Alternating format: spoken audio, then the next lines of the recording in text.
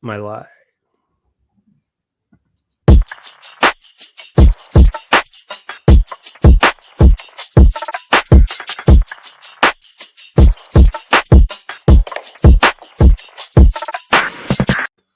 Hello, and welcome to the Pop Dust Superstar NFL Divisional Playoff Preview. Yes, that's a really obnoxious name.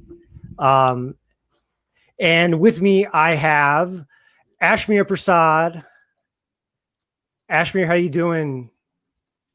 I'm good. How are you? I'm excellent. And Aryanna, what's up? Hey, how are Aryanna you? Prasad, Ashmere Prasad, not related. They have to do that every time they have to go on the air. Thank you for doing it for us. Yes. Okay, so now we have a big weekend in the NFL, the divisional round, aka the semifinals, because the NFL is too cool to just call it the semifinals. They got to call it the divisional round. So we have a lot to get to. Let's start off with some big key ideas and some big storylines that are going to happen this weekend. And the first is, are the Chiefs getting too cute? They did the Temptations choreography with the halfback pass back to Mahomes, and it was just pretty ugly. They've only been scoring, beating opponents by a touchdown or less. So how do you feel about the Chiefs going into the divisional round of the playoffs? Ashmere, go ahead. I believe it's because of how they've been dominating in the league. They've only lost to the Raiders, and that was I was surprised by that game, not because the Raiders were unable to do so. They did it again in the second game, but not losing to any other team in the league, you're going to feel like you could do whatever you want, right? And that's just like a little ego thing. They signed Le'Veon Bell when he was complaining. I was going to say crying, but I feel like that's a really mean word. Complaining in New York, because why not add another weapon to your offense, right? So I think they're just maintaining that energy, and being cute comes along with that, right? Because if you guys can't guard us at our worst, then how are you going to guard us at our trick? And I think that's how they're playing it right now. So yes, the answer is yes. Aryanna, how do you feel about, Clyde Edwards-Helaire? He's questionable, and it looks like there's going to be a lot more Le'Veon Bell. In fact, it wouldn't surprise me if Le'Veon Bell got 15, 20 carries. What do you expect out of him? Yeah, so I was just looking at the injury report. It says that both are actually injured. So that's one of my big questions for this upcoming game is what is that run game going to look like? And when we did see Le'Veon come in this season, he actually did perform quite well for the Chiefs. But, kind of as Ashmere hinted at in this question, are they getting too cute? The big thing for the Chiefs is always the pass. Can they get the pass off? And I'm sure Andy Reid is going to have a host of trick plays. And we saw a few weeks ago that didn't work out too great. But yeah, as far as the run, I think that if Le'Veon is healthy, I definitely think that he could be a force in this game. But if he's coming off an injury, I'm a little bit, I guess, tepid about, or I feel like it's going to be a little bit tepid, like how he's going to, I don't know how strong that's going to be. My biggest concern as I'm a Chiefs fan, but I'm not going to be too much of a homer. I can take a step back and realize that there are problems, and they have kind of a ragtag offensive line. Mitchell Schwartz, their all-pro tackle, is out, and they kind of have this mismatched, this kind of improv offensive line. So the big thing is, can the what do you expect the Browns defense to do against the Chiefs? Do they have a chance? My dad was just talking to me yesterday, and he said last week the Browns defense looked gassed at the end of the game.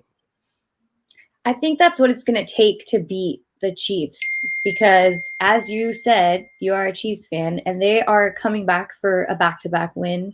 And I think all Chiefs fans are rooting for that. All Chiefs players are rooting for that, right? Like, they've proved that they're a force to be reckoned with.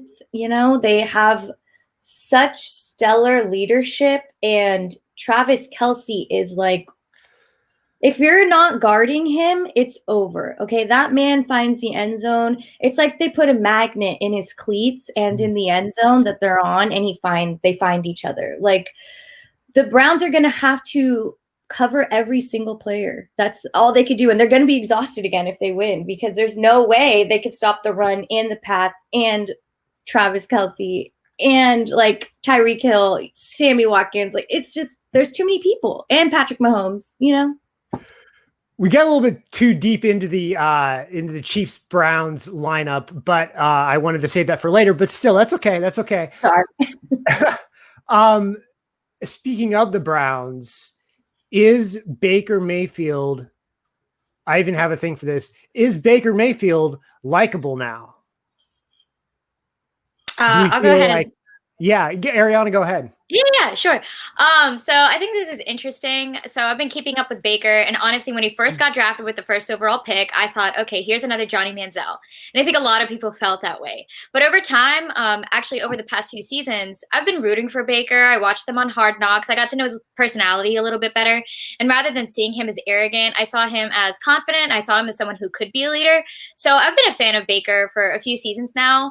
And I just, seeing that team stabilize more and more, because we know that's been a dysfunctional franchise. They've been switching, head coach and everything so many times, and that's hard for any quarterback. But I appreciate Baker's been getting more and more wins every season, and then he pulled together so many wins this season, and we just saw what he was able to do. So a lot of credit goes to him. So I like Baker. I also liked he dressed down Colin Cowherd a few years ago, so I appreciated that. So I like that he sticks up for himself, and I don't see him as arrogant, but I can understand why people perceive him that way. People were upset because he was doing these commercials, and it's like you didn't deserve anything to do be in these commercials. Yeah. Right. Those people. But I think he has a fun personality, and as I said, like if you get to see him on camera a little bit, I mean, I like those commercials, but I understand. I mean, there's haters everywhere in the NFL, so yeah. Yeah. Well, at least he's kind of like producing on the field now, Yeah. So some of the other storylines, in the NFC, we haven't talked about the NFC a lot because the NFC was pretty garbage this season. They put an under 500 team into the playoffs. And the NFC had all these 10-win teams. The NFC just wasn't that good this year. But of course the big team coming out of the NFC is the Packers. Is it inevitable that the Packers win the Super Bowl? I mean, not win the Super Bowl, but go to the Super Bowl as the NFC representative. Aryanna, you want to go first? Yeah, sure. But yeah, I think it's expected, certainly, but I think there are a few roadblocks in their way. And I think the two biggest teams that present a challenge are the Saints and the Buccaneers, who will face off against each other this weekend. And we'll get into that later. But I think that those teams are very strong with, veteran experienced quarterbacks. They both have a lot of weapons on offense, and they're just strong teams overall. They have defenses that can play as well. So if anyone's going to block the Packers, I think it's going to be one of those two teams. But the Packers are very strong. Aaron Rodgers is having an incredible MVP season, and they've been pulling through. And I mean, they got the bye. They're the Chiefs of the NFC. That's kind of how I see them. So I don't think it's inevitable, but I do think it's likely. I take exception with the Chiefs of the NFC label, but I just meant they're strong. That's all I meant strong. by that. I understand. Yeah. Any positive commentary for a Chiefs fan, they're going to take it. Okay. And just for the record, Ashmere is a disgruntled Raiders fan. That's where her allegiance lays. She's a strong anti-Green Knight. Coming from. The whole thing with when we had a production meeting last week, we talked about old guy quarterbacks. It's kind of there's this old guy quarterback storyline with Breeze and with Brady, and earlier before they got eliminated, Phillip Rivers. But I didn't put Aaron Rodgers in that category because he's not playing like an old guy this year. So, but do they have, outside of Rodgers, do you think they have a strong enough team to get past the Chiefs? Because I feel like if they play the Chiefs in the Super Bowl, it would probably be like a 42-45 type game. Well, are they allowing fans in Tampa? I didn't see if they were allowing fans. I feel like it's the Super Bowl. 99% chance there will be fans, and I think fans change the entire energy. Oh, you mean not this weekend? You meant like to the Super Bowl? Yeah. Oh, yeah, because you said if we played in the Super Bowl. Oh, right, right. for this weekend, I think if the Packers are able to get through that Rams defense, then they could literally handle anything and then handle the Chiefs in the Super Bowl. But if there are fans in the Super Bowl, I think that'll hurt a little bit, because Tampa Bay people, are they going to be rooting for the Packers? Are they rooting for the Chiefs? It's going to be split. So I think that'll affect it a lot. Yeah.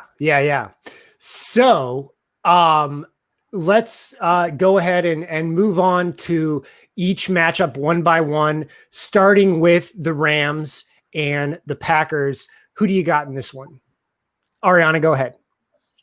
Okay, well, for those of you who don't know, a very battered Rams team beat the Seahawks last week and kicked them out of the playoffs, and that's a team I cover. So I was a little disgruntled about that. But I think the Rams, I mean, they have the #1 defense in the NFL, and that's why they were able to beat the Seahawks. But the Seahawks are so dysfunctional that I don't think the Rams are going to get past the Packers this week, even though they do have that defense. And Aaron Donald is dealing with a rib injury as well. So that's something to note. He's not feeling pain in the rib. Oh, we know why. They got a little... Oh, actually, you know what? I remember what that play was. Wasn't that I was watching? So he actually sacked Russell Wilson and threw him over his body while he sat right on his chest. He's like, oh my God. So I was thinking, the announcers they were like, oh, was it his leg? I'm like, no, like Russell Wilson sat on him. But so he's dealing with that right now. But that's a big threat with the Rams. Obviously, they're dealing with Jared Goff, who has an injured thumb. As I said, but they did use Cam Akers in the last game, but I don't think that's going to work against the Packers in the same way. So I imagine the Rams getting kicked out of the playoffs and the Packers continuing on. The Rams, to me, have been the weirdest team over the last 3 or 4 seasons. When they put together that whole squad, when Sean McVay first got there, and they had that squad, with Goff and Donald, and it was just going to look like they were just going to, run over people. And they played the Chiefs on a Monday night or Sunday night game in the middle of the season. It was that classic 52-49 or something like that. And I was like, this is going to be cool. The Chiefs and the Rams are going to be this like rivalry for the next 5 or 6 years. And then they just kind of like acted like they've been kind of a schizophrenic team all over the place. Totally. So they have the Super Bowl hangover, I think. And then they lost Sue and Talib. So those were 2 big key players on their defense. So that was like the Super Bowl runner is done kind of year, I think, back in 2018. And then, haven't been able to keep up since. Yeah, I think Sean McVay, I just don't think he's that great of a coach. I think he's proven that he's not the X's and O's guy that they hoped he would have. And I don't know if you guys watched this LA version of Hard Knocks this past season, but he didn't come off as that. He kind of came off as kind of lame. Like he kind of came off as, not that this has anything to do with his ability as a coach, but he came across as that dad who's trying to look cooler than he actually is. I feel like that's Sean McVay. I can see that. I think he's kind of like a little bit of a cheerleader coach, kind of like Tomlin. Yeah. He's definitely one of those happy, upbeat kind of people. Totally. Like he kind of reminds me of Rob Lowe from Parks and Rec. If anyone watch that, he just is like always like, "Hey guys, how you doing?" Oh my God, I can see that. Yeah. I see that now. So you both agree that the Packers are going to take this one. Ashmere, I'm a little torn. And I think it's because you're going to watch a stellar defense take on one of the best offenses in the league. And then the other half, you're going to watch a broken thumbed quarterback against a 50-50 defense. So I think based off of those matchups, it could be like the Rams are leading for a little bit and everybody's going to be like, wow, Aaron's giving up. But I think because of the season he's had, like Aryanna mentioned, he's going to win. But I do think it's going to be a more difficult game than people are imagining, just because of the Rams defense against that Packers offense. You know what I'm saying? Yeah. So you're still Packers, but not as resoundingly. Correct. Yeah. Okay. We got it. Okay. Let's move on to Chiefs and Browns. We talked about this one a little bit. The whole, can the Browns defense keep up with the Chiefs offense? Is the Chiefs offense going to look too cute? Is Baker going to play like Baker? So we kind of went through this one already, but do you see any world? First of all, I think I don't want to jinx it. I have kind of a mixed I have kind of a patchy relationship with the whole jinxing thing, because on one hand it is stupid, but on the other hand it's like, why tempt it, you know? Totally. But I don't know. I can see this one being a blowout. My big question with this one is, do the Chiefs come out like throwing downfield 20, 30-yard passes, or do they come out kind of conservative and not show their hand right away? So what are your predictions on how this game is going to go? Is it going to be a blowout, or is it going to be a close one, Aryanna? I actually think it's going to be closer. Just look at paper. Of course, the Chiefs are really strong, but they've had a bye week. As we said, their offense is getting a little bit cute. There's a Super Bowl champions. There may be a little bit of ego, even if that's unintended, getting in the way. And the Browns are like the underdog story, so much momentum. And underdogs can win it. We saw with the Patriots with their first Super Bowl against the Rams, right? So they weren't expected to win, not even close. And they were able to pull that through. So sometimes the underdogs can win it. And if they're riding off that momentum, which is very powerful for a team, we just saw how the Steelers got beat. They actually let the Browns into the playoffs because they didn't even see them as a threat. You know, when you think about it, they could have beat them in that last week, but it's like, well, let's play the Browns. The Browns are the Browns, you know, which came back to bite them, which is hilarious. But no, I do see this being close because this is a capable team. Let's not count them out because of their name. But they have Nick Chubb, who's incredibly powerful. They have Baker Mayfield, who's proven that he can work with the different core receivers because their receivers have been in and out. We know OBJ's been injured this season. Jarvis Landry is definitely underrated. So, yeah, and they actually also have Kareem Hunt. So they have a lot of weapons that they can use on offense. And, I mean, it'll be interesting to see, but if they can outsmart Reed a little bit, you know, with the trickery and try to put a pin on Mahomes, use a little bit of quarterback contain, I think there's a few strategies. The Chiefs can be stopped. I think Bill Belichick has proven that. So, but yeah, so it's possible. The Browns are definitely the healthier team. They have that going for them. But I just think the Chiefs are going to be too much. Ashmere, you have any thoughts?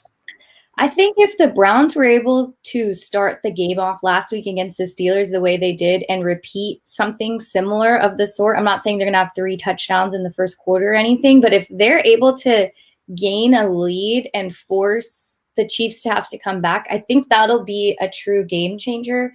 We know the Chiefs are able to do it, but I think that'll push the Browns to maintain that lead, you know, play hard on defense, which is what they need to do. I think that's the only way they could win this game, is to stop those million different people that I listed earlier, especially Travis Kelce, like 4 stars next to that guy's name, because he needs double coverage all day. How do you feel about that Travis Kelce cut his hair? He had the cool locks and now he buzzed his hair.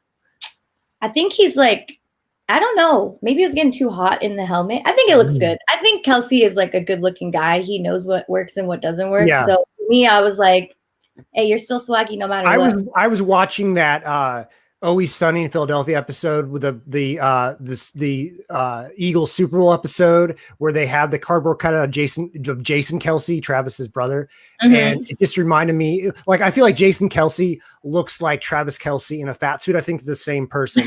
I think he just has like a wig. I think it's like a clumps situation with Travis and Jason Kelce. That's my conspiracy theory. Anyway, so I think we are all in agreement. I would love, as a Chiefs fan, and considering the fact that the one aspect of the Chiefs that's kind of banged up is their running back core, I would like to see them come out passing, throwing it downfield right away. But I feel like if the Browns blitz out of the gate, I think that could be a problem for the Chiefs given their offensive line situation. So, but I think it'll be a pretty decisive victory for the Chiefs.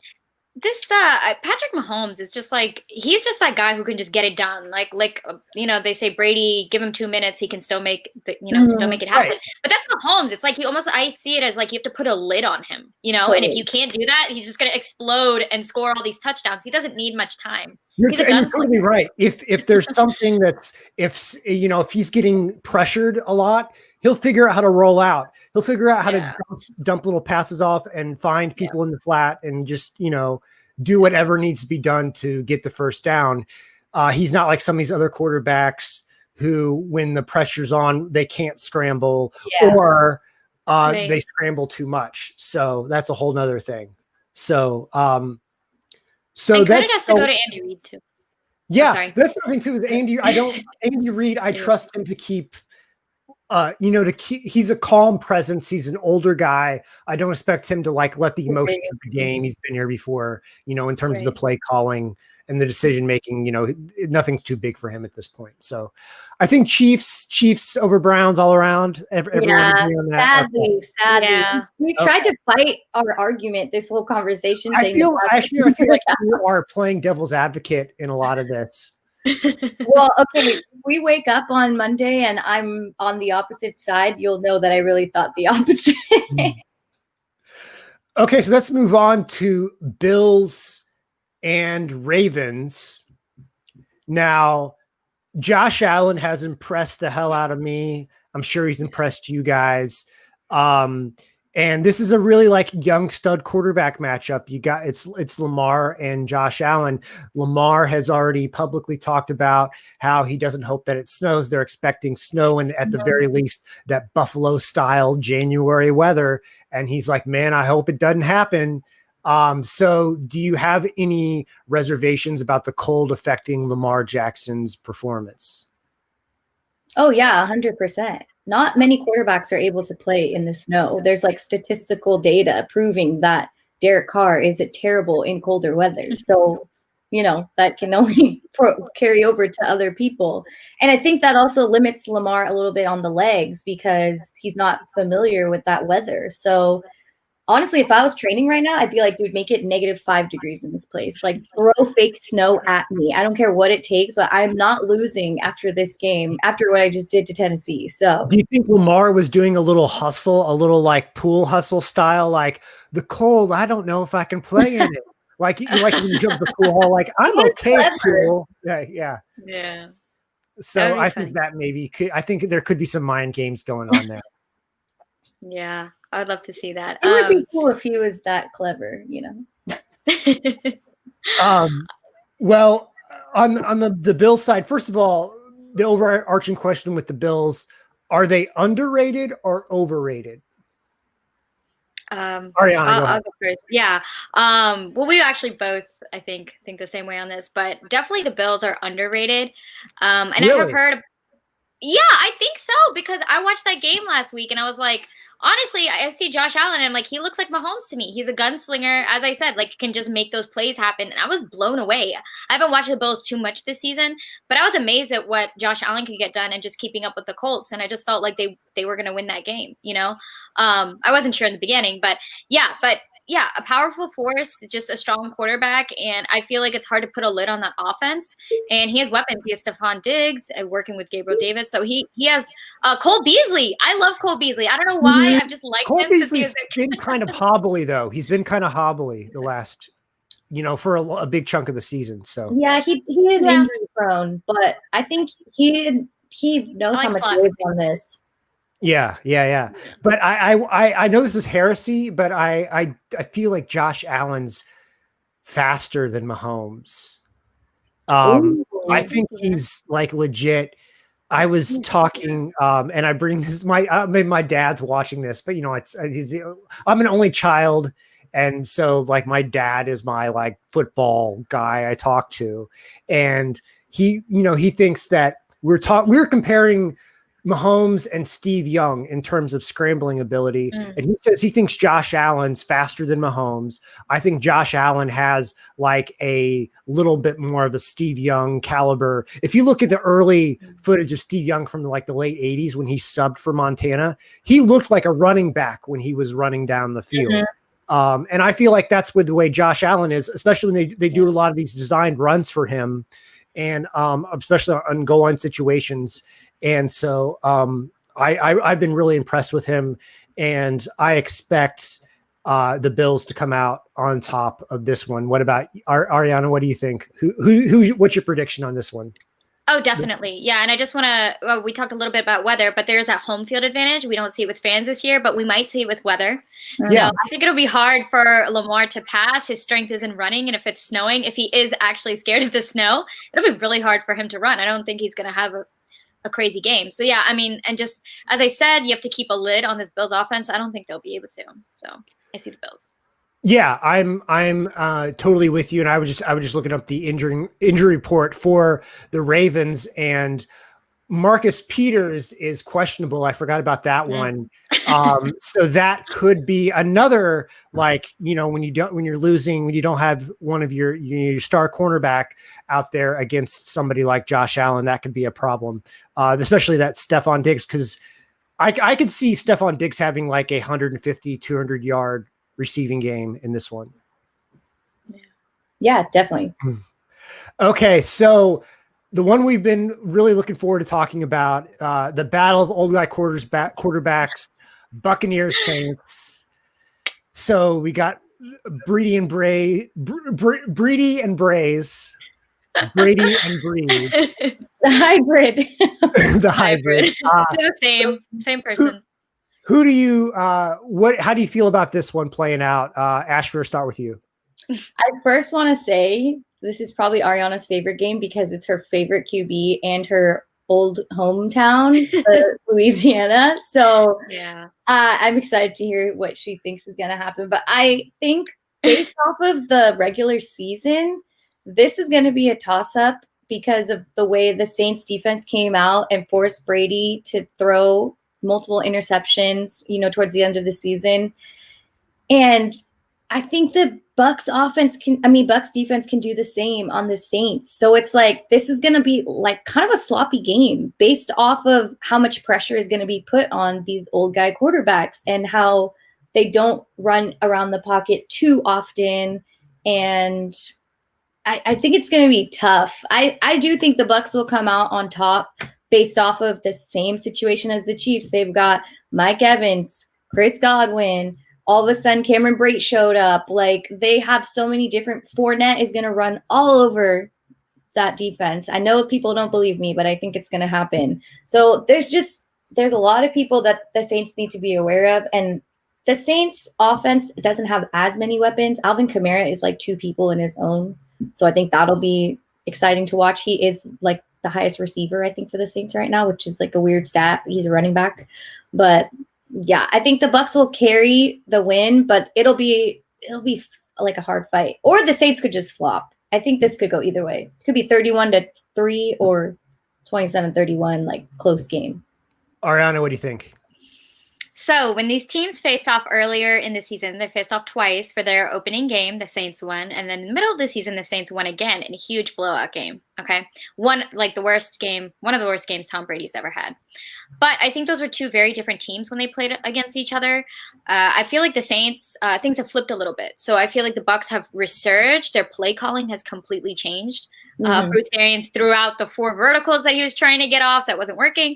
But we're going back to setting up the play action, a lot of run. As you mentioned, Leonard Fournette in this last game, I wasn't really expecting that. He hasn't played all season.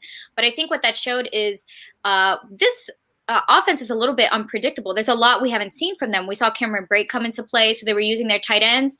Gronk was blocking. So as far as anticipating a game plan with the Bucks, they have a lot to work with. Whereas I see the Saints, Drew Brees is he's been coming off an injury. All right, Kamara's been a little bit hurt. So I see them as a little bit more banged up. So I think it'll definitely be more difficult for them to win this game. And I mean, you can't count out Tom Brady in the playoffs. I just feel like that's the ultimate asset to have. If anyone's going to win it, it's going to be him. So I see the Bucks winning this one, definitely. But it could go either way because the Saints and Drew Brees, they, of course, are a very strong team, and they did win the division. But I see the Bucks. I think that it's the Bucks game to lose, they are in better shape. But I think that Brees, I think if Brees can establish the Michael Thomas connection early on, I think that will make a huge difference. If Brees is, if I was Tampa, I would blitz, right out of the gate, try to put Brees on his back. I mean, that's the one thing that's hard to think about with Brees is that with that injury, which he can act as tough as he wants, it still can't be completely healed. And I feel like one hard shot to the turf and you could see a lot of Taysom Hill. And if you see a lot of Taysom Hill, I think it's over. I don't, let's go back. How do you feel about the whole, like, what if Taysom Hill has to play the majority of the snaps or a big chunk of the snaps for the Saints? Do you think that's like game over? Yeah. I don't think Not he's strong really enough to over. over. No, go. You go first. No, I was just gonna say, like, I completely understand what you're saying, Jordan, because I just feel like if Taysom Hill has to come in, he's not strong enough to overcome the Bucs in the playoffs. But we did see Tyler Heineke kind of surprise everyone last week, so I guess who knows? Yeah, but go ahead. I was gonna that say would be a strange thing. Like, too. what happens if Breeze goes down? Do you put Heineke in? Do you put Taysom Hill in? Because you have two options there. If you put Heineke in, you're going to kind of basically mirror what Drew Brees would be doing in general. You'd be running similar plays, but then Taysom Hill opens up a whole other thing. So that would be an interesting decision if Breeze were to go down. No, I think Hill could use his legs more, and that's another weapon for the Saints. I don't think they'd win. I don't think it'd be a blowout either, but I definitely don't think they'd win if they put Hill in to replace Breeze at all. And I think the only way the Saints defense has the best chance against the Buccaneers offense is if they stop Fournette and make Brady throw 40, 45 times. That could be a problem. Because one thing that we've really seen from Brady this year is, even though he's been able to rise to the occasion and have his Brady moments, when he has to throw down the field, it looks like he's pushing the ball. It looks like it really takes a lot of effort to get it down there. And so I think that could be an issue, but I agree with you. I think that the Bucs will probably come out on top of this one. Yeah, it helps to have Mike Evans catching the ball. Okay, that guy's huge. Yeah, totally. Yeah, totally. And that's what we I heard an analyst talking about earlier this week, the difference between Roethlisberger and Brady, is the arm strength is kind of similar, but Brady just has so much more to work with than Roethlisberger does. Totally. So, and you can see the result of that. One of them is in the divisional round, one of them is not. Okay, guys, so we will come back with some kind of Super Bowl show, hopefully before that big game. But for this one, we are pretty much out. I would like to thank Ashmere Prasad, Aryanna Prasad for joining me for this NFL divisional playoff preview. And thank you for listening. You can catch me. I'm the host of It's Real with Jordan and Demi, which will stream live this coming Monday at 1 p.m. And Aryanna and Ashmere have the Sunday Slay. When is your next show, guys? Next Tuesday? Next Tuesday at 7 ET. Okay. 7 ET. All right, guys. Thanks a lot. We'll talk to you later.